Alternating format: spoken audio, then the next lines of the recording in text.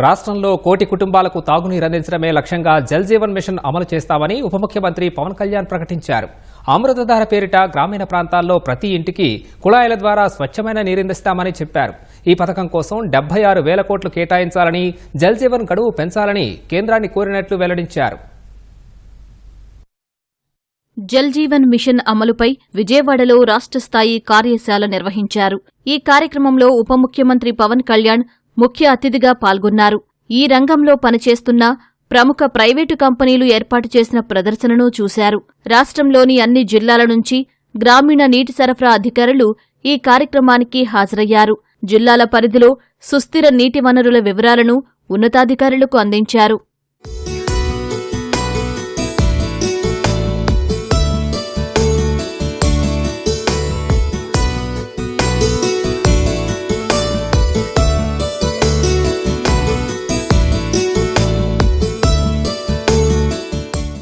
ప్రతి ఒక్కరికి 55 లీటర్ల తాగునీరు ఇవ్వాలన్న ప్రధాని మోదీ ఆశయంతో మొదలైన ఈ పథకాన్ని గత ప్రభుత్వం పట్టించుకోలేదని పవన్ మండిపడ్డారు. వైసీపీ హయాంలో జల్ జీవన్ మిషన్ పనులు ఎలా జరిగాయో తెలుసుకునేందుకు క్షేత్రస్థాయి సర్వే చేయిస్తే అనేక లోపాలు వెలుగుచూశాయన్నారు. రాష్ట్ర వ్యాప్తంగా దాదాపు 1 కోటి కుటుంబాలకు తాగునీరు అందించాల్సి ఉందన్న పవన్ ఈ పథకంలో భాగస్వామ్యులైన అధికారులు చిత్తశుద్దితో పనిచేయాలని సూచించారు. 2019లో కేంద్ర ప్రభుత్వం నీటి అవసరాలకి ఎంత కావాలి మీకు డబ్బులను అడిగితే, కేరళను తీసుకుంటే మనకంటే చాలా చాలా చిన్న రాష్ట్రం 45,000 కోట్లు అడిగితే గత ప్రభుత్వం 26,000 కోట్లు మాత్రం అడిగారు. కానీ వాళ్ళు మంజూరు చేసింది 4,487.10 కోట్లు. స్టేట్ షేర్ ఇవ్వలేదు. దానివల్ల మనం పూర్తిగా అవైల్ చేసుకోలేకపోయాం. యాక్చువల్ జల్ జీవన్ మిషన్ తాలూకు ముఖ్య ఉద్దేశం ఇది.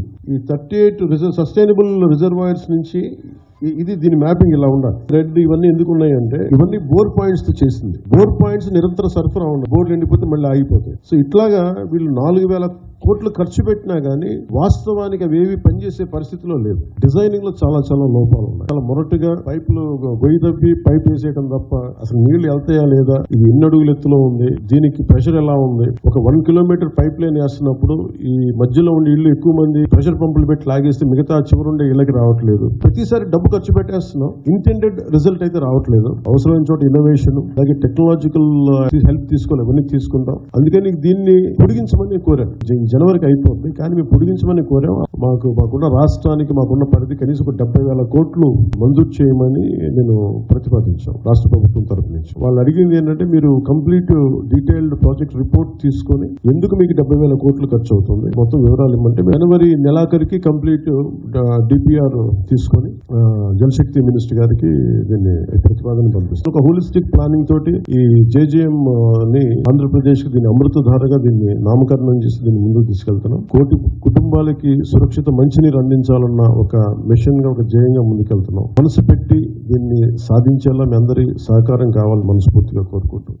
జల్ జీవన్ మిషన్ అమల్లో గుర్తించిన లోపాలను అధిగమించేందుకు అవసరమైన చర్యలు తీసుకుంటున్నట్లు అధికారులు తెలిపారు.